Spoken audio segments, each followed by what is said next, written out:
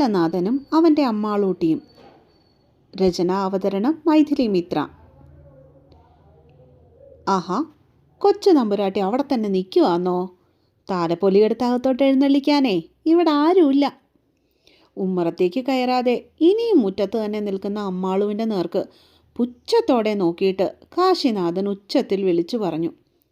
പാദം കാണാത്ത വിധത്തിൽ പുല്ല് വളർന്ന് കയറിക്കിടക്കുന്ന കൈലാസം വീടിൻ്റെ നടുമുറ്റത്ത് നിന്ന അമ്മാളു അവൻ്റെ പറച്ചിൽ കേട്ടതും കല്യാണസാരിയുടെ തുമ്പ് പൊക്കി പിടിച്ചുകൊണ്ട് കാശിയെ ദേഷ്യത്തിലൊന്ന് ഉറ്റുനോക്കി. നിന്ന് തിരുവാതിര കളിക്കാതെ കയറി വരാൻ നോക്കടി. ദേഷ്യത്തോടെ അത്രയും കൂടി പറഞ്ഞിട്ട് മുൻവാതിൽ തുറന്ന് കാശി അപ്പോൾ തന്നെ ധൃതിയിൽ അകത്തേക്ക് കയറിപ്പോയി. കാലനാഥൻ!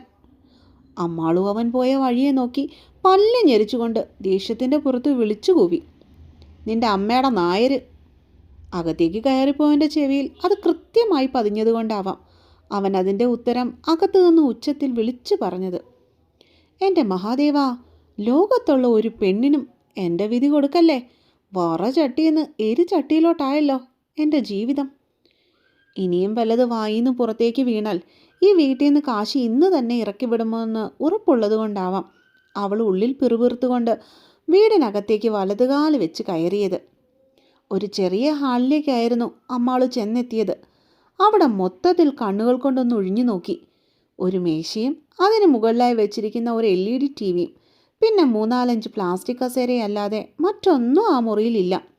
ഭിത്തിയിൽ പണിത് വെച്ചിരിക്കുന്ന ഷെൽഫിലാണെങ്കിലോ എന്തൊക്കെയോ പേപ്പറുകൾ കുത്തി നിറച്ചിട്ടുമുണ്ട്. തൂരും വാരും ഒന്നുമില്ലാതെ പൊടി പിടിച്ചു കിടക്കുന്നിടം കണ്ടപ്പോൾ തന്നെ പെണ്ണിൻ്റെ മുഖം ഒന്ന് ചുളിഞ്ഞിരുന്നു.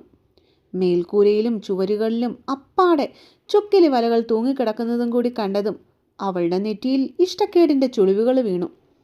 ദേ മഹാദേവാ, കെട്ടിക്കേറി ചെന്ന അന്ന് തന്നെ പാമ്പിൻ്റെ കടി കൊണ്ട് ചാവാനാന്നോ ഈ അമ്മാളൂൻ്റെ വിധി? അവളും മുകളിലേക്ക് നോക്കി കൈകൾ രണ്ടും കൂപ്പി. എന്നിട്ട് നേരെ കാണുന്ന മുറിയിലേക്ക് ഒറ്റ നടത്തം വെച്ചു കൊടുത്തു. ആ കാലൻ എന്തോ എന്നെ കെട്ടിക്കൊണ്ട് വന്ന് ഈ ഭാർഗവി നിലയത്തിൽ കൊണ്ടിട്ടിട്ട് അങ്ങേരിനി മുങ്ങിയോ ആവോ. മുറിയിലേക്ക് അവനെ തിരഞ്ഞു വന്നവൾ കാണുന്നത് അവിടെ കിടക്കുന്ന കട്ടിലിൽ നിറഞ്ഞു കിടക്കുന്ന കാശിനാഥൻ്റെ മുഷിഞ്ഞ തുണികളായിരുന്നു. റൂമിൻ്റെ ഒരു മൂലയിലായി ചുവരിൽ ആണി തറച്ചു കെട്ടിയിരിക്കുന്ന അയയിലും അങ്ങേരുടെ തുണികൾ തന്നെ. നല്ല വൃത്തി. ഇങ്ങേരുടെ കൂടെ ഒരൊറ്റ ദിവസം തികച്ചു നിൽക്കാൻ പറ്റുമെന്ന് എനിക്ക് തോന്നുന്നില്ല. ആ മുറിയും അതിൻ്റെ പടുതിയൊക്കെ കണ്ടപ്പോഴേക്കും അവൾ ഏണിന് കയ്യും കൊടുത്ത് നിന്നുപോയി. ഇങ്ങേരി പാമ്പുംകൂട്ടിൽ ഇത്രയും വർഷം എങ്ങനെ ജീവിച്ചോ എന്തോ. അമ്മായി ഉണ്ടായിരുന്നപ്പോൾ ഈ വീട് കാണാൻ എന്തൊരു ഐശ്വര്യമായിരുന്നു. പഴയകാല ഓർമ്മകളിൽ അമ്മാള് ശ്വാസം ഒന്ന് ആയത്തിൽ വലിച്ചു. എന്നിട്ട് ആ കട്ടിലിലേക്ക് മെല്ലെ കയറിയിരുന്നു. രാവിലെ തൊട്ടുള്ള നിൽപ്പ് കാരണം വയ്യാതെ ആയിട്ടുണ്ട്. ശരീരം മൊത്തം തളർന്നതുപോലെ. എവിടെയെങ്കിലും ഒന്ന് കിടന്നാൽ മതിയെന്നായിരുന്നു അവൾക്ക് ആ നേരം. പക്ഷേ തലയിൽ ചുമ്മി 1 കിലോയോളം മുല്ലപ്പൂവും ദേഹത്ത് പറ്റിച്ചേർന്ന് കിടക്കുന്ന 10 പവൻ്റെ സ്വർണ്ണാഭരണങ്ങളും ദേഹത്ത് ചുറ്റി ഉടുത്തിട്ടുള്ള 5.5 മീറ്റർ നീളമുള്ള പട്ടുസാരിയും അവളെ അതിൽ നിന്നും തടഞ്ഞു. ഇതൊക്കെ ഊരിത്തരാൻ ആരേലും ഉണ്ടായിരുന്നെങ്കിൽ. അമ്മാളു പിറുപിറുത്തുകൊണ്ട് വീണ്ടും കട്ടിലിൽ നിന്ന് എഴുന്നേറ്റു. ശേഷം ഇത്തിരി ബന്ധപ്പെട്ട് തന്നെ അതെല്ലാം തനിയെ അഴിച്ചു മാറ്റി. തലയിലെ അലങ്കാരം ഊരിക്കളഞ്ഞപ്പോൾ തന്നെ അവൾക്ക് പകുതി ആശ്വാസം തോന്നിയിരുന്നു. കഴുത്തിലും കയ്യിലും കിടക്കുന്ന അഴിച്ച് കട്ടിലിന് മുകളിൽ കിടന്ന ഒരു തൂവാലയിൽ അവൾ കെട്ടിപ്പൊതിഞ്ഞു. എല്ലാം അമ്മയുടേതാണ്. അമ്മാളുവിന് തൻ്റെ അമ്മയെ ഓർക്കാൻ വേണ്ടി അമ്മ കരുതി വെച്ചിട്ട് പോയ ആഭരണങ്ങൾ. ഇന്നെൻ്റെ അമ്മ ഉണ്ടായിരുന്നെങ്കിൽ. അവൾ ആ പൊതിക്കെട്ടിന് മുകളിൽ സങ്കടത്തോടെ ഒന്ന് തഴുകി. ശേഷം ശ്വാസം ആഞ്ഞു വലിച്ച് തലയൊന്ന് കുടഞ്ഞു വിട്ടു. ഉടുത്തിരിക്കുന്ന സാരി അഴിച്ച് മാറ്റി ഉടുക്കണമെന്ന് അവൾക്കുണ്ടായിരുന്നെങ്കിലും മാറ്റി ഉടുക്കാൻ വേറൊന്നില്ലായിരുന്നത് കൊണ്ട് തന്നെ അവൾ ആ ശ്രമത്തെ പാടെ ഉപേക്ഷിച്ചു. തൂവാലയിൽ പൊതിഞ്ഞു കെട്ടിയ ആഭരണങ്ങൾ നെഞ്ചോട് ചേർത്ത് പിടിച്ചുകൊണ്ട് അവൾ ആ കട്ടിലിൻ്റെ ഒരു മൂലയിലേക്ക് ചുരുണ്ടുകൂടി. ശേഷം മെല്ലെ കണ്ണുകൾ അടച്ചു. പക്ഷെ കഴിഞ്ഞ കുറേ നാളുകൾ കൊണ്ട് തൻ്റെ ജീവിതത്തിൽ നടന്ന സംഭവങ്ങൾ ഓർമ്മ വന്നതും അടച്ചുവെച്ച കണ്ണുകൾ അമ്മാളു പൊടുന്നനെ തുറന്നുപോയി. അവളുടെ ചിന്തകൾ കുറേ പിന്നിലേക്ക് നീങ്ങി. തനിക്ക് 15 വയസ്സുള്ളപ്പോഴാണ് മഞ്ഞപ്പിത്തം വന്ന അമ്മ മരിച്ചത്. അച്ഛനമ്മയെ നന്നായി നോക്കില്ലായിരുന്നു എന്നത് രഹസ്യമായ മറ്റൊരു പരസ്യവും. അതിന് കാരണമുണ്ട്. അച്ഛന് അയൽവക്കത്ത് താമസിക്കുന്ന നളിനി എന്ന വിധവയായ സ്ത്രീയോട് ബന്ധം ഉണ്ടായിരുന്നെന്നത്. അതിൻ്റെ പേര് അച്ഛനും അമ്മയും തമ്മിൽ എന്നും വഴക്ക് കൂടുന്നത് ഇപ്പോഴും എനിക്ക് നല്ല ഓർമ്മയുണ്ട്. അതുകൊണ്ട് തന്നെ ശരിക്കുള്ള ചികിത്സ കിട്ടാതെ അമ്മ വൈകാതെ മരിച്ചു. പിന്നീടാണ് ശരിക്കും പറഞ്ഞാൽ താൻ ഒറ്റപ്പെടലുകൾ അനുഭവിച്ചു തുടങ്ങിയത്. അമ്മയുടെ ചെത ആറുന്നതിന് മുന്നേ തന്നെ അച്ഛൻ ആ സ്ത്രീയെ വീട്ടിൽ വിളിച്ചു കൊണ്ടുവന്നു. നാട്ടുകാരും ബന്ധുക്കളും ഒക്കെ ഒളിഞ്ഞും പതുങ്ങിയും നേരെയും ഒക്കെ പലതും പറഞ്ഞിട്ടും അതൊന്നും കേൾക്കാൻ അച്ഛൻ തയ്യാറായിരുന്നില്ല. അല്ലെങ്കിൽ തന്നെ നാട്ടിലെ പ്രമാണിമാരിൽ ഒരുവനായ അച്ഛൻ ആരെ പേടിക്കാനാണ്? രണ്ടാനമ്മ എന്നും പറഞ്ഞ് ആ സ്ത്രീ വന്നു കയറിയത് പിന്നെയാണ് അച്ഛൻ എന്നെയും വേണ്ടാതായത്. എനിക്ക് മുമ്പിൽ മാത്രം ആ സ്ത്രീ അച്ഛന് മുൻപിൽ സ്നേഹമയ്യായ എൻ്റെ അമ്മയായിരുന്നു. സ്കൂളിൽ നിന്ന് വന്നാൽ എന്നെക്കൊണ്ട് ആ വീട്ടിലെ പണികൾ മുഴുവൻ ചെയ്യിപ്പിക്കുമായിരുന്നു അവർ. പഠിക്കാനുണ്ടെന്ന് പറഞ്ഞാൽ പോലും അവരയയില്ലായിരുന്നു. വീട്ടുപണിയും അടുക്കളപ്പണിയും ചെയ്ത് പലപ്പോഴും രാത്രിയിൽ പഠിക്കാനായി ഇരുന്ന ഞാൻ ഉറക്കം തൂങ്ങാനായി തുടങ്ങി. അത്രയും വർഷങ്ങൾ സ്കൂൾ ഫസ്റ്റും ക്ലാസ് ഫസ്റ്റും ആയിരുന്ന ഞാൻ അത് കഴിഞ്ഞത് പിന്നെയാണ് പിന്നോട്ടായത്. സ്കൂളിൻ്റെ അഭിമാനമാണെന്ന് അധ്യാപകർ പറഞ്ഞു വെച്ചിരുന്ന മാളു എസ് നായർ എന്ന ഞാൻ അങ്ങനെ 10ാം ക്ലാസ്സിൽ 8 നിലയിൽ തോറ്റു തൊപ്പിയിട്ടു. അന്ന് ഞാൻ കരഞ്ഞ കരച്ചിലിന് ഒരവസാനം ഉണ്ടായിരുന്നില്ല. അന്ന് ആദ്യമായി ആ സ്ത്രീയുടെ നേരെ ഞാൻ ഒരുപാട് ദേഷ്യപ്പെട്ടു. നിങ്ങൾ ഒറ്റ ഒരുത്തി കാരണമാണ് ഞാൻ പരീക്ഷയ്ക്ക് തോറ്റുപോയെന്ന് പറഞ്ഞ് അവരോട് ഒച്ചയെടുത്തു. പക്ഷേ അവരതെല്ലാം മറ്റൊരു രീതിയിൽ എൻ്റെ അച്ഛൻ്റെ ചെവി കൊണ്ട് എത്തിച്ചു. ജീവിതത്തിൽ അന്ന് ആദ്യമായി എൻ്റെ അച്ഛൻ എന്നോട് ദേഷ്യപ്പെട്ടു. പഠിക്കാതെ കാള കളിച്ച് നടന്നിട്ടാണ് പരീക്ഷയ്ക്ക് തോറ്റുപോയെന്നും പറഞ്ഞ് അച്ഛൻ ചൂരലുകൊണ്ട് എൻ്റെ ദേഹം മുഴുവൻ പൊട്ടിച്ചു. അന്ന് ഞാൻ കുറേ കരഞ്ഞു. പക്ഷെ വളരെ വൈകിയാണ് ഞാൻ അറിഞ്ഞത് എൻ്റെ മുന്നോട്ടുള്ള പഠനവും അച്ഛനോട് എന്തൊക്കെയോ പറഞ്ഞു കൊടുത്ത് ആ സ്ത്രീ നിർത്തിച്ചെന്ന്. അച്ഛൻ്റെ കാലി പിടിച്ച് കരഞ്ഞിട്ടും അച്ഛൻ എന്നെ പിന്നീട് പഠിക്കാൻ വിടാൻ കൂട്ടാക്കിയില്ല. അതോടെ അച്ഛനിൽ നിന്നും മെല്ലെ ഞാൻ അകലുവാനായി തുടങ്ങി. ഇതിനിടയിൽ ആ സ്ത്രീ ഗർഭിണിയായി. വൈകാതെ അവരൊരു ആൺകുഞ്ഞിന് ജന്മവും നൽകി. പിന്നീട് ആ കുഞ്ഞിനെ നോക്കലും വീട്ടുജോലിയും ഒക്കെയായി ഞാൻ ആ വീട്ടിൽ ഒതുങ്ങിപ്പോയി. പക്ഷേ അവൻ്റെ അമ്മയെപ്പോലെ അല്ലായിരുന്നു എൻ്റെ അനിയൻ വാവ. പാവമായിരുന്നു. ഞാനെന്ന് വെച്ചാൽ അവന് ജീവനായിരുന്നു. വീണ്ടും 3-4 വർഷങ്ങൾ കൂടി കഴിഞ്ഞുപോയി. എനിക്ക് 20 വയസ്സ് തികയുന്നതിൻ്റെ അന്നാണ് രണ്ടാനമ്മ എന്ന് വിളിക്കുന്ന ആ സ്ത്രീയുടെ അകന്ത ബന്ധത്തിലുള്ള ഒരു 40 വയസ്സുള്ള ഒരുത്തനുമായി എൻ്റെ വിവാഹം അച്ഛൻ വാക്കാൽ ഉറപ്പിച്ചത്. അതും എൻ്റെ അനുവാദം പോലും കൂടാതെ. അയാൾക്കാണെങ്കിൽ ലോകത്തില്ലാത്ത ദുശീലങ്ങളൊക്കെ ഉണ്ടെന്ന് പലരും പറഞ്ഞ് എൻ്റെ ചെവിയിലും എത്തിയിരുന്നു. അതും കൂടി ആയപ്പോഴേക്കും ഞാൻ മടുത്തുപോയി. ഈ വിവാഹം വേണ്ടെന്ന് ഞാൻ അച്ഛനോട് കെഞ്ചി പറഞ്ഞു നോക്കി. കാല് പിടിച്ച് കരഞ്ഞു നോക്കി.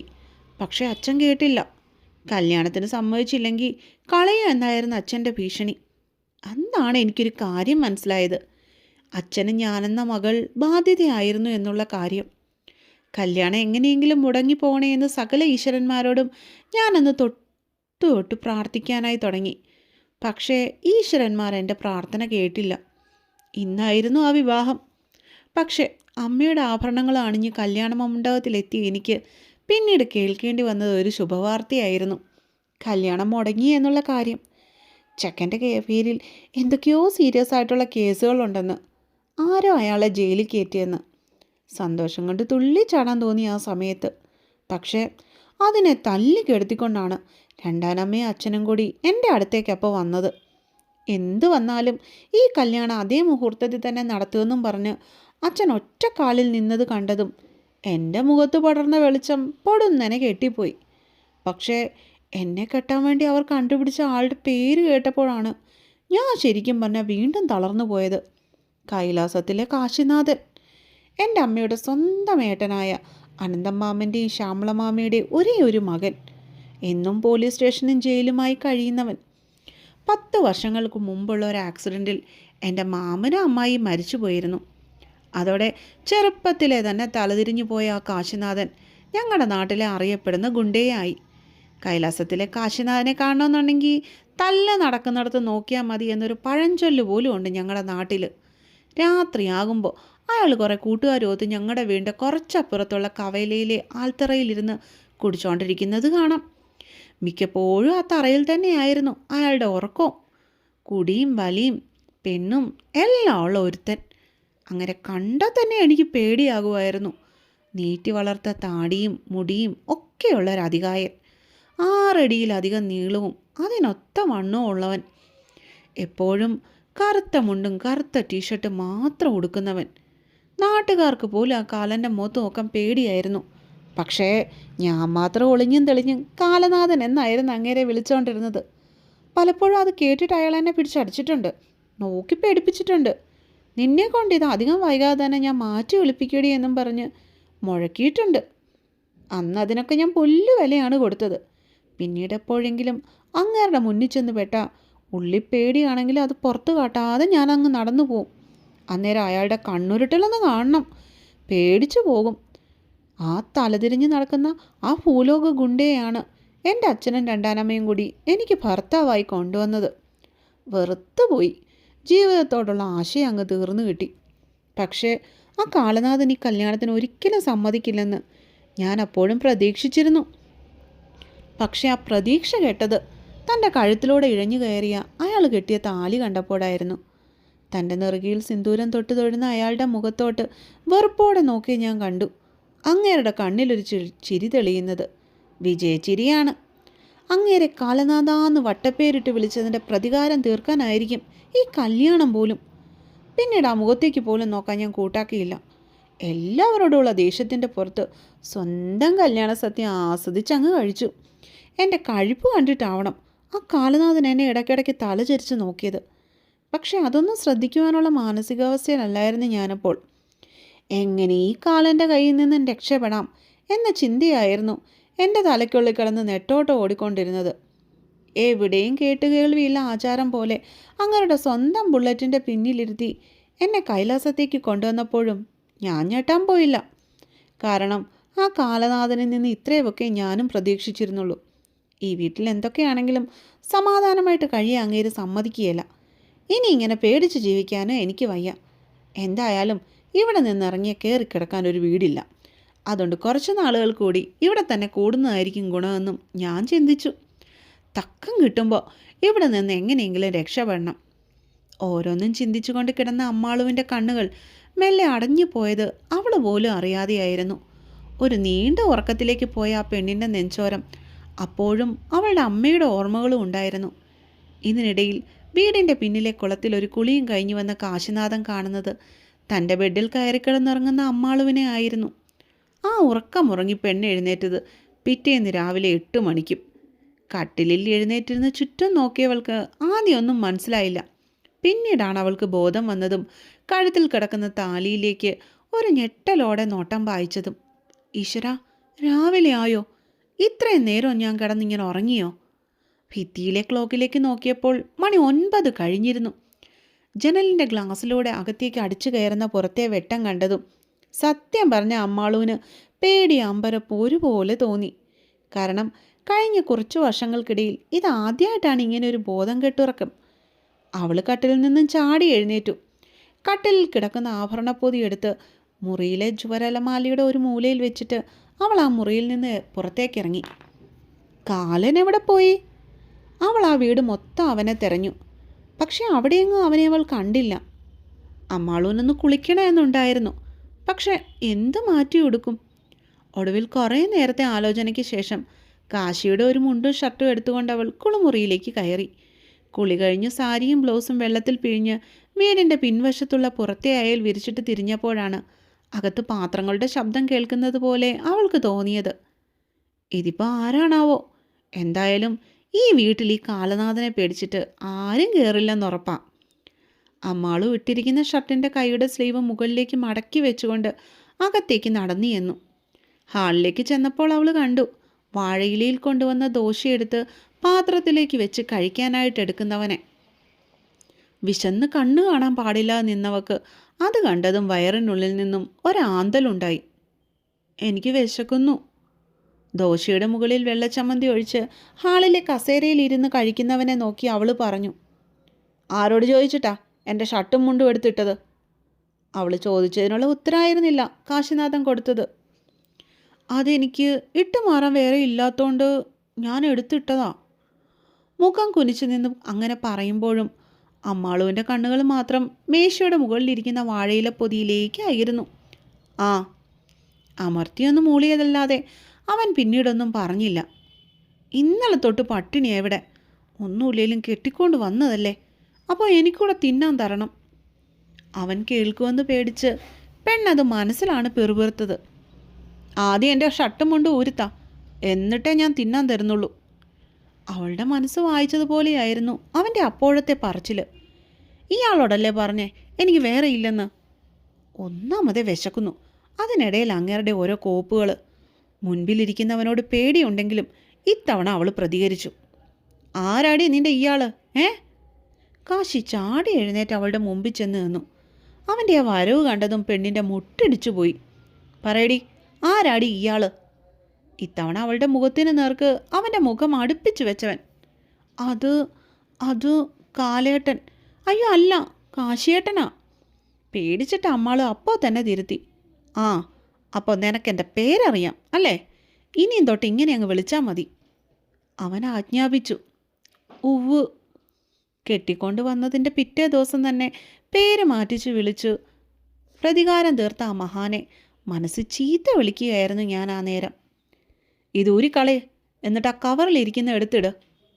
കസേരയുടെ മുകളിലിരിക്കുന്ന വലിയൊരു കവറ് കാട്ടി കാശി വീണ്ടും ദേഷ്യപ്പെട്ടു. ആ, ഓടിച്ചെന്ന് ആ ബിഗ് ഷോപ്പർ എടുത്ത് തുറന്നു നോക്കി. എനിക്കായി വാങ്ങിയ 3-4 ജോഡി ഡ്രസ്സുകളായിരുന്നതിൽ. ഈശ്വരാ, ഞാൻ ഇന്നെന്തൊക്കെയായി കാണണേ. കാലേട്ടൻ എനിക്ക് വേണ്ടി തുണി വാങ്ങി തന്നിരിക്കുന്നു. അമ്മാളുവിൻ്റെ കണ്ണുകൾ ഒരു നിമിഷത്തേക്ക് നന്ദിയോടെ അവന് നേരെ നീണ്ടു.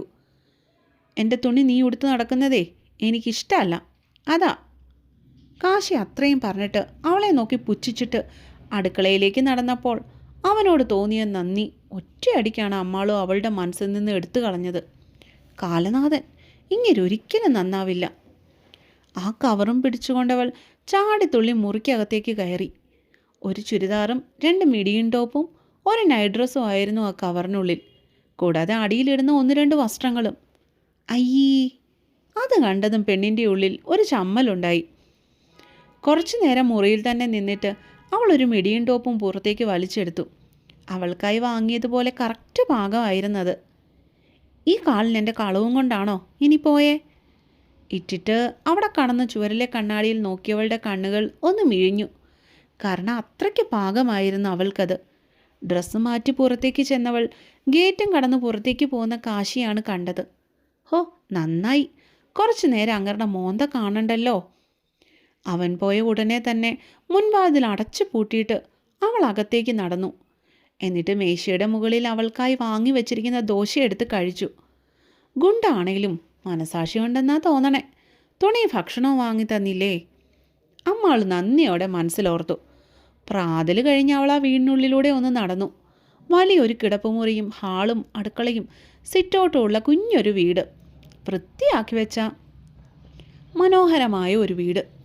നല്ലൊരു വീടാണ് ആ ഗുണ്ട ഇങ്ങനെ നാശാക്കി വെച്ചിരിക്കുന്നത്. ഹാളിലെയും മുറിയിലെയും വൃത്തിയില്ലായ്മ പിന്നെയും സഹിക്കാം. അടുക്കളയാണ് കഷ്ടം. പാതകം കാണാൻ വയ്യാത്ത രീതിയിൽ നിറച്ചു വെച്ചിരിക്കുന്ന കുപ്പികൾ കണ്ടതും പെണ്ണ് തലയിൽ കൈവച്ച് നിന്നുപോയി. അടുപ്പിൻ്റെ മുകളിൽ ഏകദേശം ഇത് തന്നെയാണ് അവസ്ഥ. ഈശ്വര, ഇത് വിൽക്കുന്ന ഒരു കടയിൽ പോലും ഇത്രയും കുപ്പികൾ കാണുകയില്ല. അമ്മാൾ ആ കുപ്പികളെല്ലാം പെറുക്കി മുറ്റത്തേക്ക് പെറുക്കി വെച്ചു. എന്നിട്ട് അടുക്കളയുടെ മുകളിലത്തെ തട്ടിൽ പെറുക്കി കൂട്ടി കൂന പോലെ ഇട്ടിരിക്കുന്ന പാത്രങ്ങളും സ്റ്റാൻഡും എല്ലാം പെറുക്കി കഴുകാനിട്ടു. എന്നിട്ട് അടുപ്പും പാകവും എല്ലാം കഴുകി ഇറക്കി. കുറേയേറെ കഷ്ടപ്പെട്ടിട്ടാണ് അവൾ ആ അടുക്കള ഒന്ന് വൃത്തിയാക്കി എടുത്തത് തന്നെ. കഴുകി ഉണക്കിയെടുത്ത പാത്രങ്ങളും മറ്റ് സാധനങ്ങളും ഒക്കെ അടുക്കി പെറുക്കി വെച്ചപ്പോഴേക്കും മണി ഉച്ച കഴിഞ്ഞിരുന്നു. കിടപ്പുമുറിയും ഹാളും കൂടി കഴുകി ഇറക്കി കാശിയുടെ തുണികളെല്ലാം പെറുക്കി വെളിയിലിട്ട് അലക്കി വിരിച്ചപ്പോഴേക്കും അമ്മാളുവിൻ്റെ ഊപ്പാട് തീർന്നിരുന്നു. വീണ്ടും ഒരു കുളി കുളിച്ച് ഉമ്മറത്തേക്ക് വന്നങ്ങോട്ട് പടഞ്ഞിരുന്നപ്പോഴും കണ്ടു കയ്യിലൊരു പൊതിയും പിടിച്ചുകൊണ്ട് ഗേറ്റും കടന്ന് അകത്തേക്ക് കയറി വരുന്നവനെ. ഭർത്താവിനെ കണ്ടാൽ എഴുന്നേറ്റ് നിന്ന് സല്യൂട്ട് അടിക്കണമെന്ന മര്യാദ മറന്ന് പെണ്ണ് റോഡിലേക്ക് നോക്കിക്കൊണ്ടിരുന്നു. അതേസമയം വീടിനുള്ളിലേക്ക് കയറിയവൻ്റെ കണ്ണുകൾ ഒരു നിമിഷം കൊണ്ട് സന്തോഷത്താൽ ചുവന്നു കലങ്ങിയിരുന്നു. വൃത്തിയും അടുക്കോടെയും കിടക്കുന്ന ഹാളും മുറിയും, അമ്മ ഉണ്ടായിരുന്നപ്പോൾ ഇട്ട പോലെ അടുക്കിപ്പെറുക്കി വെച്ചിരിക്കുന്ന അടുക്കള. അമ്മ പോയതോടെ എല്ലാം പോയതാ. പിന്നീടൊന്നും വൃത്തിയാക്കി ഇടാനും തോന്നിയില്ല. എല്ലാവരോടും ദേഷ്യമായിരുന്നു. ഒറ്റയ്ക്കാക്കി പോയതിൻ്റെ ദേഷ്യം അതാ ഈശ്വരന്മാരോട് പോലും ഉണ്ടായിരുന്നു. പിന്നീട് ഇത്രയും വർഷങ്ങൾക്ക് ശേഷം ഇപ്പോഴാണ് വീണ്ടും ഇങ്ങനെ കാണുന്നത്. കാശിയുടെ മനം നിറയെ ഇനി വേറെ ഒന്നും വേണ്ടിയിരുന്നില്ല. എടി അമ്മാളൂ, കാശി അവളെ ഉച്ചത്തിൽ വിളിച്ചു. പക്ഷെ പെണ്ണ് വിളി കേട്ടില്ല. പകരം അകത്തേക്ക് ഓടിക്കയറി വന്നു. നീ വല്ലതും തിന്നായിരുന്നോ? എന്നേലും ഒന്ന് ചോദിക്കണ്ടേ എന്ന് കരുതി കാശി ഇത്തിരി ഗൗരവത്തോടെ തന്നെ അവളോട് തിരക്കി. തിന്നായിരുന്നു. അമ്മാളു വിനയ കുലീനയായി അവന് മുമ്പിൽ നിന്നു. എന്ത് തിന്നെന്ന്? ഒരു മണി അരി പോലുമില്ലാത്ത ഈ വീട്ടിൽ ഈ പെണ്ണെന്ത് വെച്ചുണ്ടാക്കി കഴിച്ചു എന്നായിരുന്നു കാശിയുടെ അപ്പോഴത്തെ സംശയം. അടുക്കള വൃത്തിയാക്കിയപ്പോൾ 2 പെരുമ്പാമ്പിനെ കിട്ടി. അതിനെ പിടിച്ച് ഞാനങ്ങ് വിഴുങ്ങി. ഇതിൽ കൂടുതൽ ഒന്നും പറയാനില്ല എന്ന വണ്ണം അമ്മാളും അവനെ ഉറ്റുനോക്കി. ഈ പോക്കാ നിന്റെ നാവ് പോണെങ്കിൽ അധികകാലം നീ ഇവിടെ വാഴത്തില്ല. വാങ്ങിക്കൊണ്ട് വന്ന പൊതി അവളുടെ വലം കൈയിലേക്ക് ദേഷ്യത്തോടെ വെച്ചു കൊടുത്തിട്ട് കാശി അടുക്കളയിൽ നിന്ന് ഇറങ്ങിപ്പോയി. ഓ, അല്ലേലും ഇവിടെ വാഴണമെന്ന് എനിക്ക് വലിയ ബൂതിയില്ല. അവൻ പോണ വഴിയെ നോക്കി പെണ്ണ് ചുണ്ണു ചുളുക്കി. എന്നിട്ട് കവറിനുള്ളിലെ പൊതി പുറത്തേക്കെടുത്തു. പൊതി തുറക്കുന്നതിന് മുൻപേ തന്നെ അവൾക്ക് ബിരിയാണിയുടെ മണം മൂക്കിലേക്ക് അടിച്ചു കയറിയിരുന്നു. ബിരിയാണിയോ? എൻ്റെ കാലേട്ടാ, നിങ്ങൾ മുത്താണ്, മുത്ത്. അവൾ ധൃതിയിലൊരു പാത്രത്തിലേക്ക് ബിരിയാണി കുടഞ്ഞിട്ടിട്ട് അടുക്കളയിലെ വെറും തറയിൽ പടഞ്ഞിരുന്നു കൊണ്ട് വാരി വാരി തിന്നാനായി തുടങ്ങി. വിശന്നിരിക്കുന്നവളുടെ മുമ്പിൽ ബിരിയാണി കൊണ്ടുവച്ചാൽ എങ്ങനെ ഇരിക്കും? അതായിരുന്നു പിന്നീട് അവിടെ കണ്ടത്. കാശി കഴിച്ചോ എന്ന് ചോദിക്കാനുള്ള മര്യാദ പോലും അവൾ അപ്പോൾ കാട്ടിയില്ല. ഇങ്ങനെ തിന്നാ എല്ലു തൊണ്ട കുരുങ്ങിച്ചാവും. അതേസമയം വെള്ളം കുടിക്കാൻ വേണ്ടി അടുക്കളയിലേക്ക് വന്നവൻ അവളുടെ തീറ്റ കണ്ട് ഒരു നിമിഷം തറഞ്ഞു നിന്നു പോയിരുന്നു. അവനെ നോക്കി ഒരു വളിച്ച ചിരി ചിരിച്ചിട്ട് അമ്മാള് വീണ്ടും തൻ്റെ പണിയിലേക്ക് കടന്നു. ഈ പെണ്ണ്!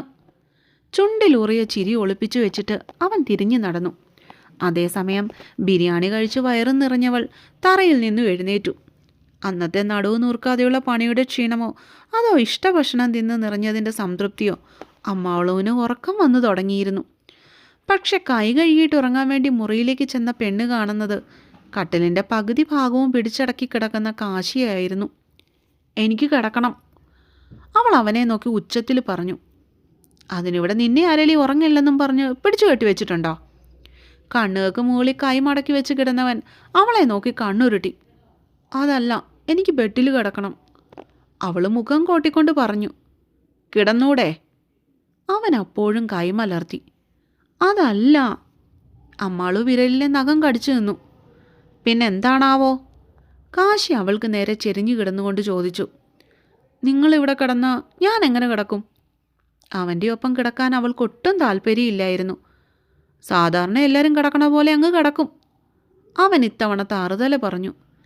ഇങ്ങേര്! ചാടിത്തുള്ളി ദേഷ്യത്തോടെ മുറിക്ക് പുറത്തേക്ക് പായാൻ വേണ്ടി തുനിഞ്ഞവളെ ഒരു നിമിഷം കൊണ്ടായിരുന്നു കാശി കയ്യിൽ പിടിച്ച് ഊക്കോടെ ബെഡിലേക്ക് വലിച്ചിട്ടത്. ആ നീക്കം പ്രതീക്ഷിക്കാത്തതായതുകൊണ്ടാവാം അമ്മാളും അവനെ ഒരു ഞെട്ടലോടെ നോക്കിയത്. പൊടുന്നനെ അവളിൽ പേടി നിറഞ്ഞു. എൻ്റെ അടുത്ത് കിടന്നാ നിനക്ക് കുഷ്ഠമൊന്നും വരത്തില്ല. അരികി കിടക്കുന്നവളെ മേലെ എഴുന്നേറ്റു പോകാനാക്കാത്ത വിധം അവൻ പിടിമുറുക്കി. കാശി തന്നെ എന്തേലും ചെയ്യുമോ എന്നുള്ള പേടിയിൽ അമ്മാളുവിൻ്റെ ദേഹം വിറച്ചു തുടങ്ങി. മാറിക്കേ, എല്ലാ പെണ്ണുങ്ങളോടും എടുക്കുന്ന പോലെ നിങ്ങൾ ഈ അമ്മാളിനോട് എടുക്കണ്ട കേട്ടോ. ഉള്ളിൽ പേടി ഉണ്ടായിരുന്നെങ്കിലും അവൾ അത് പുറത്തു കാട്ടാതെ കാശിയോട് ചീറി. എന്തെടുക്കരുതെന്ന് പറയടി, എല്ലാ പെണ്ണുങ്ങളുടെ അടുത്ത് ഞാൻ എന്തെടുക്കാനാ പോകുന്നേ? അമ്മാളുവിൻ്റെ വായിൽ നിന്നും വീണ വർത്താനം കേട്ടതും കാശി ദേഷ്യത്തോടെ അവളുടെ മേലേക്ക് ചാഞ്ഞു. അവൻ്റെ ആ ഭാവം കണ്ടതും പെണ്ണും വീണ്ടും വിറച്ചു. എങ്കിലും അവൾ ധൈര്യം കൈവിട്ടില്ല. കണ്ട പെണ്ണുങ്ങളുടെയൊക്കെ കൂടെ നിങ്ങൾ നിരങ്ങുന്നത് ഇവിടെ ആർക്കും ഒന്നും അറിയില്ലെന്നാണോ? അമ്മാളും അവനെ നോക്കി ചീറി. എടി, എന്തു പറഞ്ഞെടി? അവളുടെ കവിളിൽ കുത്തിപ്പിടിക്കാൻ വേണ്ടി തന്നെ വലങ്കൈ നീട്ടിയവൻ പിന്നീട് എന്തോ ഓർത്തെന്ന പോലെ അത് പിന്നിലേക്ക് വലിച്ചിരുന്നു. ശേഷം കടുത്ത മാനസിക സംഘർഷം അനുഭവിക്കുന്നവനെ പോലെ തലയൊന്നു കുടഞ്ഞു. എന്നിട്ട് തനിക്ക് കീഴിലായി തൻ്റെ മുഖത്തേക്ക് പകപ്പോടെ നോക്കിക്കിടക്കുന്നവളുടെ മുഖത്തേക്ക് ഒട്ടൊരു പുച്ഛത്തോടെ നോട്ടം എറിഞ്ഞു. നിനക്കറിയോ, ഇഷ്ടമായിരുന്നടി എനിക്ക് നിന്നെ. എൻ്റെ അമ്മ കഴിഞ്ഞ ഈ കൈലാസത്തിൽ കാശിനാഥന് സ്നേഹിച്ചിട്ടുള്ള ആകെ ഒരു പെണ്ണാ നീ. നിന്നെ അല്ലാതെ മറ്റൊരു പെണ്ണിൻ്റെ മുഖത്ത് പോലും ഈ കാശി വേണ്ടാത്ത രീതിയിൽ നോക്കിയിട്ടില്ല. നീ എന്നെ കാലനാഥൻ എന്ന് വിളിച്ച് കളിയാക്കുമ്പോൾ പോലും ഞാനത് ആസ്വദിച്ചിരുന്നേടി. നിന്നെ കാണാൻ വേണ്ടി മാത്രമാണ് നിന്റെ വീടിന് മുന്നിലുള്ള ആൽത്തറയിൽ രാത്രി മുഴുവൻ ഞാൻ കിടന്നുകൊണ്ടിരുന്നത്.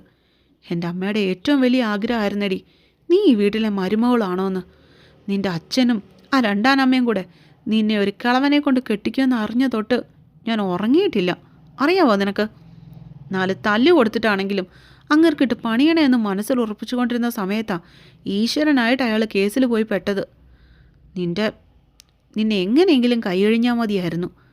അതാ ഞാൻ അങ്ങോട്ട് ചോദിച്ചപ്പോൾ തന്നെ എൻ്റെ കൈ നിന്നെ പിടിച്ചു തന്നത്. പക്ഷേ ഇപ്പോഴാണ് എനിക്കൊരു കാര്യം മനസ്സിലായത്. നീ എന്നോട് കാട്ടിയിട്ടുള്ളതൊക്കെയും മനസ്സിൽ നിന്നുള്ള വെറുപ്പായിരുന്നു എന്ന്. ഇവിടെ ഞാൻ ആ മണ്ടൻ. അല്ലേലും നിന്നോടൊന്നും പറഞ്ഞിട്ട് കാര്യമില്ലടി. നാട്ടുകാർ പറയുന്ന എന്തും കേട്ട് എന്നെ വിലയിരുത്തുന്ന നിന്നോട് എനിക്കൊന്നും പറയാനുമില്ല. കാശിനാഥൻ്റെ കണ്ണുകൾ ചുവന്ന് കലങ്ങാൻ തുടങ്ങിയതും അവൻ അമ്മാളുവിൽ നിന്നും പൊടുന്നനെ അകന്നു മാറി. എന്നിട്ട് അവളെ ഒന്ന് നോക്കുക പോലും ചെയ്യാതെ ധൃതിയിൽ പുറത്തേക്കിറങ്ങിപ്പോയി. അവൻ്റെ ബുള്ളറ്റിൻ്റെ ശബ്ദം ഗേറ്റും കടന്നു പോകുന്നത് കേട്ടപ്പോഴാണ് അത്രയും നേരം മരവിച്ച അവസ്ഥയിൽ കിടന്നവൾ സ്വബോധം വന്നതുപോലെ പൊടുന്നനെ ബെഡിൽ നിന്നും ചാടി എഴുന്നേറ്റിരുന്നത്. കാശിനാഥൻ പറഞ്ഞ ഓരോ വാക്കുകളും അവളുടെ ഉള്ളിൽ കിടന്ന് കറങ്ങി തിരിഞ്ഞപ്പോൾ അവൻ്റെ കണ്ണിൽ പൊടിഞ്ഞ കണ്ണുനീരൊന്നു മാത്രം മതിയായിരുന്നു അവൻ പറഞ്ഞതൊക്കെയും സത്യമാണെന്ന് അമ്മാളിന് വിശ്വസിക്കാൻ. കാശി തന്നെ സ്നേഹിച്ചിരുന്നെന്ന്, ഞാനെന്ന പെണ്ണിനെ അല്ലാതെ മറ്റൊരുവളെയും വേറൊരു രീതിയിൽ നോക്കിയിട്ടില്ലെന്ന്, തന്നെ ഈ വീട്ടിലെ മരുമകളാക്കുവാൻ വേണ്ടി അമ്മായി ആഗ്രഹിച്ചിരുന്നുവെന്ന്. അമ്മാളുവിൻ്റെ കണ്ണുകൾ നിറഞ്ഞൊഴുകുവാൻ തുടങ്ങി. ഈശ്വര, എന്ത് വലിയ തെറ്റാണ് താൻ ചെയ്തത്. അവളുടെ ഉറക്കം നഷ്ടപ്പെട്ടു. അവനെ ഒന്ന് കണ്ടാൽ മതിയെന്നായി പെണ്ണിന് പിന്നീട്. അമ്മാളും അവളുടെ കാശിക്ക് വേണ്ടി കാത്തിരിക്കാൻ തുടങ്ങി. അന്ന് നേരെ ഇരുട്ടിയിട്ടും കാശി വന്നില്ല. മണി 9 കഴിഞ്ഞതും അവൾ പേടിക്കാൻ തുടങ്ങി. ഇനിയും ആ ഒരുവനെ ഒരു നോക്ക് കണ്ടില്ലെങ്കിൽ താൻ മരിച്ചു പോകൂ എന്ന് പോലും അമ്മാളുവിന് തോന്നിപ്പോയി. വീടിൻ്റെ വാതിൽ പുറത്തുനിന്നും ചാരിയിട്ടിട്ട് അവൾ ആ ഇരുട്ടിലേക്ക് റോഡിലേക്ക് മെല്ലെ ഇറങ്ങി നടന്നു. തൻ്റെ വീടിൻ്റെ അടുത്തുള്ള കവലയിലെ ആൽത്തറയായിരുന്നു അവളുടെ ലക്ഷ്യം. അവളുടെ ഊഹം ശരിവെക്കുന്നത് പോലെ കാശിനാഥൻ പതിവ് പോലെ അവിടെ ഇരിപ്പുണ്ടായിരുന്നു. കൂട്ടത്തിൽ 4-5 കൂട്ടുകാരും. പതിവ് പോലെ കൂടി തന്നെയാണ് മെയിനായി അവിടെ നടന്നുകൊണ്ടിരുന്നത്. അമ്മാളൂന് ദേഷ്യം വന്നു. എന്തെങ്കിലും തെറ്റു പറഞ്ഞാൽ എങ്ങനെ ഇട്ടിട്ട് പോവുകയാണോ വേണ്ടത്? പാഞ്ഞു ചെന്നവൻ്റെ മുമ്പിൽ ചെന്ന് നിൽക്കുമ്പോൾ അവളിൽ ദേഷ്യത്തെക്കാളുപരി സങ്കടവും പരിഭവവും ആയിരുന്നു. നീ എന്താ ഇവിടെ? അവളെ അവിടെ കണ്ടതും കാശിനാഥനൊന്ന് പേടിച്ചു. പക്ഷെ അമ്മാളും ഒന്നും മിണ്ടിയില്ല. പകരം അവനെ തുറച്ചു നോക്കിക്കൊണ്ട് ആ നിൽപ്പ് അങ്ങനെ തന്നെ നിന്നു. എടി, നിന്നോടാ ചോദിച്ചേ, നീ എന്തിനാ ഇങ്ങോട്ടേക്ക് വന്നേന്ന്? കൂടെയിരിക്കുന്ന കൂട്ടുകാരന്മാർ അമ്മാളുവിനെ വല്ലാത്ത രീതിയിൽ നോക്കുന്നതെന്ന് കണ്ടതും കാശി ദേഷ്യത്തിൽ ശബ്ദം ഉയർത്തി. അപ്പോഴും അമ്മാളും ഒന്നും മിണ്ടിയില്ല. അവനെ നോക്കി മാന്യമായി നിലയുറപ്പിച്ചു. അമ്മാളു, നീ എന്നെ വെറുതെ ദേഷ്യം പിടിപ്പിക്കരുത്. ഈ പാതിരാത്രി വീട്ടിൽ നിന്ന് ഒറ്റയ്ക്കിറങ്ങി വരാൻ നിനക്കെന്താ ഭ്രാന്താണോ? കവലയിലുള്ളവരെല്ലാവരും തങ്ങളെ തന്നെ നോക്കുന്നു എന്ന് കണ്ടതും ഇത്തവണ കാശിനാഥൻ അവൻ്റെ ദേഷ്യം പിടിച്ചു വയ്ക്കാൻ കഴിഞ്ഞില്ല. അവൻ ആ പെണ്ണിൻ്റെ ചുമലിൽ പിടിച്ചുകൊണ്ട് ശക്തിയോടെ ഉലച്ചു. ഞാനിങ്ങോട്ടാ വന്നേന്ന് കാശിയേട്ടനോട് ആരാ പറഞ്ഞേ? ഞാൻ എൻ്റെ വീട്ടിൽ പോവുക. അതൊന്ന് കാശിയേട്ടനോട് പറഞ്ഞിട്ട് പോകാൻ വേണ്ടി വന്നതാ ഞാൻ. 5 വീടുകൾക്ക് അപ്പുറമുള്ള തൻ്റെ വീട് ചൂണ്ടിക്കാട്ടിക്കൊണ്ട് അമ്മാൾ ഒട്ടൊരു ഉറപ്പോടെ പറഞ്ഞു. എന്ത്, നീ നിൻ്റെ വീട്ടിൽ പോവാണെന്നോ? ആരോട് ചോദിച്ചിട്ട്? പെണ്ണിൻ്റെ മട്ടും ഭാവമൊക്കെ കണ്ടപ്പോൾ അവളത് ചെയ്യുമെന്ന് കാശിക്ക് തോന്നിപ്പോയി. ഞാൻ ആരോടാ ചോദിക്കേണ്ടത്? അമ്മാളും അവന് നേർക്ക് മറു ചോദ്യം തൊടുത്തു. എന്നോട് ചോദിക്കണം. എന്നോടാ നീ ചോദിക്കേണ്ടതും. കാശി അവളോട് തട്ടിക്കയറി. ഞാനെന്തിനും കാശിയേട്ടനോട് ചോദിക്കണം? അതിന് കാശിയേട്ടൻ എൻ്റെ ആരാ? വളരെ ശാന്തതയോടെ അവൾ വീണ്ടും ചോദിച്ചു. ആഹാ, നിനക്കറിയില്ലല്ലേ ഞാൻ നിൻ്റെ ആരാണെന്ന്? അപ്പം പിന്നെ നിൻ്റെ കഴുത്തിൽ ഇതാരാടി ഇന്നലെ രാവിലെ കെട്ടിത്തന്നത്? ചെക്കൻ അവളോട് കൊമ്പ് കോർത്തുകൊണ്ട് അവളുടെ താലിയിൽ പിടിച്ചു വലിച്ച് പെണ്ണിനെ തന്നിലേക്ക് വലിച്ചടുപ്പിച്ചു. അപ്പോൾ കാശിയേട്ടനത് ഓർമ്മയുണ്ട്. എന്നിട്ടാണോ എന്നെ വേണ്ടെന്നും പറഞ്ഞ് കാശിയേട്ടൻ വീട്ടിൽ നിന്ന് ഇറങ്ങിപ്പോയത്? എന്നെ വേണ്ടാത്തവരുടെ വീട്ടിൽ ഞാൻ എന്തിനു നിൽക്കണം? അവളും വാശിയിലായിരുന്നു. ആ മറുപടിയിൽ അവനൊന്ന് പരിങ്ങി. തിരിച്ചുത്തരം കൊടുക്കാനാവാതെ കൈവിരലുകൾ മുടിയിഴകളിൽ കൂടി പിന്നോട്ടൊന്ന് ഒഴിഞ്ഞു കളഞ്ഞു. ശേഷം ഏണിന് കൈയും കൊടുത്തുകൊണ്ട് റോഡിലേക്ക് നോക്കി കുഴിച്ചുകൊണ്ട് കടിച്ചു പിടിച്ചു. തെറ്റിദ്ധാരണ ഉണ്ടായിപ്പോയി. അത് പറഞ്ഞു മാറ്റുക ചെയ്യേണ്ടത്. അല്ലാതെ ഇങ്ങനെ ഒന്നും പറഞ്ഞ് രണ്ടാമത്തേന് വീട്ടിൽ നിന്ന് ഇറങ്ങിപ്പോകുന്നൊരു കെട്ടിയോനെ എനിക്ക് വേണ്ട. അവസാനമായി അത്രയും കൂടി കൂട്ടിച്ചേർത്തതിന് ശേഷം അമ്മാള് തൻ്റെ വീടിന് നേർക്ക് തിരിഞ്ഞു. കൃഷ്ണ, മിന്നിച്ചേക്കണേ, കാശിയേട്ടനെങ്ങാനും പിന്നാലെ വന്നില്ലെങ്കിൽ എൻ്റെ കാര്യം തീർന്നു. വല്ല പൊട്ടക്കുളത്തിലും ചെന്ന് ചാടുക പിന്നെ നിവർത്തിയുള്ളൂ. വീടിന് നേർക്ക് നടക്കുമ്പോൾ അമ്മാള് സകല ഈശ്വരന്മാരോടും പ്രാർത്ഥിക്കുകയായിരുന്നു. കാരണം താനെന്ന മകൾ ഒരു ബാധ്യതയാണെന്നും പറഞ്ഞ് കൈയൊഴിഞ്ഞ അച്ഛനും ആ സ്ത്രീയും തന്നെ ഒരിക്കലും ആ വീട്ടിലേക്ക് തിരികെ കയറ്റില്ലെന്ന് അവൾക്ക് ഉറപ്പുണ്ടായിരുന്നു. അതുകൊണ്ട് തന്നെ വളരെ പതിയാണ് അമ്മാള് മുന്നോട്ടേക്ക് നടന്നതും. 5 വീടുകൾക്ക് അപ്പുറമാണ് വീട്. ആദ്യത്തെ വീട് കഴിഞ്ഞതും അമ്മാള് ചെവി കൂർപ്പിച്ചു. കാശിയുടെ പിൻവിളി വന്നില്ല. രണ്ടാമത്തെയും മൂന്നാമത്തെയും വീട് കഴിഞ്ഞപ്പോഴും അവൾ ചെവി പിന്നിലേക്ക് വട്ടം പിടിച്ചു. അപ്പോഴും കാശിയുടെ വിളി വന്നില്ല. 4ാമത്തെ വീട് കഴിഞ്ഞാൽ തൻ്റെ വീടാണ്. അവൾക്ക് ഭയം തോന്നി. കാശിയേട്ടൻ വിളിച്ചില്ലെങ്കിൽ ഈ പാതിരാത്രി താൻ എങ്ങോട്ട് പോകും? കൈലാസത്ത് നിന്ന് ഇറങ്ങിപ്പോരാൻ തോന്നിയ സമയത്തെ അവൾ ആ നേരം ശപിച്ചുപോയി. ആൽത്തറയുടെ ചുവട്ടിൽ നിൽക്കുന്നവനെ ഒന്ന് നോക്കുവാൻ വേണ്ടി അവളൊന്ന് മെല്ലെ തിരിഞ്ഞു നിന്നത് മാത്രമേ അവൾക്ക് ഓർമ്മയുള്ളൂ. അപ്പോഴേക്കും പെണ്ണ് വായുവിൽ ഉയർന്നിരുന്നു. പേടിയോടെ വായ തുറന്ന് അലറുവാനായി തുടങ്ങിയവൾ തന്നെ എടുത്തുകൊണ്ട് നിൽക്കുന്ന കാശിനാഥനെ കണ്ടതും ആശ്വാസത്തോടെ ഒന്ന് നെടുവീർപ്പിട്ടു. എന്താ എന്താ ഇത് കാശിയേട്ടാ, എന്നെ താഴെ നിർത്ത്. തന്നെ എടുത്ത് തോളിലിട്ട് മുന്നോട്ടേക്ക് നടക്കുന്നവൻ്റെ മുതുകിലായി പെണ്ണൊരു 5-6 ഇടി അങ്ങ് വെച്ചു കൊടുത്തു. ഇത്രയും നേരം അവളെ പേടിപ്പിച്ചതിനുള്ള ശിക്ഷ. കൈലാസത്തിൽ കാശിനാഥൻ നിന്റെ കഴുത്തിൽ താലി കെട്ടിയിട്ടുണ്ടെങ്കിൽ ഞാൻ ചാവുന്നിടം വരെ നീ എൻ്റെ കൂടെ താമസിക്കും, അതും കൈലാസത്തിൽ തന്നെ. കവലയിൽ നിൽക്കുന്ന ഒരാളെ പോലും വകവയ്ക്കാതെ അവളെയും തോളിലിട്ടുകൊണ്ട് കാശിനാഥൻ തൻ്റെ ആൽത്തറയുടെ മുൻപിൽ പാർക്ക് ചെയ്തു വെച്ചിരിക്കുന്ന ബുള്ളറ്റിൻ്റെ നേർക്കാണ് നടന്നത്. എന്നിട്ട് അവളെ വണ്ടിക്ക് മുകളിലേക്കായി പിടിച്ചിരുത്തി. ഇങ്ങനെ ഗുണ്ടാപ്പണിയും ചെയ്ത് കുടിയും കൂട്ടുകാരമായി നടക്കുന്നവനെ അമ്മാളൂന് വേണ്ടെങ്കിലോ? തനിക്ക് മുൻപിലായി വന്ന് കയറാൻ പോകുന്നവനെ നോക്കി പെണ്ണ് വീണ്ടും കൊമ്പ് കോർത്തു. ഗുണ്ടാപ്പണി ചെയ്യുന്നതേ നിൻ്റെ അമ്മയുടെ നായർ. നല്ല ഒന്നാന്തരം ഡ്രൈവർ പണി എടുത്തിട്ടാടി ഞാൻ ജീവിച്ചുകൊണ്ടിരുന്നത്. പിന്നെ കുടിയും കൂട്ടുകാരന്മാരും. അതിന് ഞാനിന്ന് കുടിച്ചിട്ടില്ലല്ലോടി എൻ്റെ അമ്മാളുവേ. വണ്ടി സ്റ്റാർട്ട് ചെയ്തുകൊണ്ട് മുന്നോട്ടേക്ക് പായുമ്പോൾ അവൻ്റെ പൊട്ടിച്ചിരികൾ പിന്നിലിരിക്കുന്ന അമ്മാളുവിൻ്റെ ചെവിയിലും പതിഞ്ഞിരുന്നു. അപ്പോൾ എന്നെ ഒറ്റക്കിട്ടിട്ട് വീട്ടിൽ നിന്ന് ഇറങ്ങിപ്പോയതോ? അമ്മാളു അവൻ്റെ ചുവലിൽ ഒരു കൊട്ടു കൊടുത്തുകൊണ്ട് തിരക്കി. അത് പിന്നെ നീ അങ്ങനെയൊക്കെ പറഞ്ഞ് എന്നെ സങ്കടപ്പെടുത്തിയത് കൊണ്ടല്ലേ. ഞാൻ വരാൻ വേണ്ടി തുടങ്ങിയപ്പോഴല്ലേടി അമ്മാളുവേ നീ ഇങ്ങോട്ട് വന്നേ. പിന്നിലിരുന്നവളുടെ കൈകൾ രണ്ടും എടുത്ത് തൻ്റെ വയറിൽ ചുറ്റിച്ചു പിടിപ്പിച്ച് കാശി. അമ്മാളുവിൻ്റെ കണ്ണ് നിറഞ്ഞു, കൂട്ടത്തിലും മനസ്സും. അവൻ്റെ പുറത്തേക്ക് പെണ്ണൊരു ചിരിയോടെ മുഖം ചേർത്ത് വെച്ചു. അവരുടെ സന്തോഷം കണ്ട് ചില ആത്മാക്കൾ സന്തോഷിക്കുന്നുണ്ടായിരുന്നു ആ നേരം. ആത്മാക്കളുടെ സന്തോഷം പോലെ അപ്പോൾ മഴ പെയ്തു. ആ സ്നേഹമഴയിൽ നനഞ്ഞ കാശിയും അവൻ്റെ അമ്മാളൂട്ടിയും വീട്ടിലേക്ക് പാഞ്ഞു. അപ്പോൾ ഈ കുഞ്ഞി കഥ ഇഷ്ടമായെങ്കിൽ നിങ്ങളുടെ അഭിപ്രായം ഉറപ്പായിട്ടും എഴുതി അറിയിക്കണം. പിന്നെ ഈ ചാനൽ ഇതുവരെയും സബ്സ്ക്രൈബ് ചെയ്യാത്തവരുണ്ടെങ്കിൽ ദയവായിട്ട് എൻ്റെ ഈ കുഞ്ഞു പുതിയ ചാനൽ ഒന്ന് സബ്സ്ക്രൈബ് ചെയ്തിട്ട് പോവുകയും വേണം കേട്ടോ.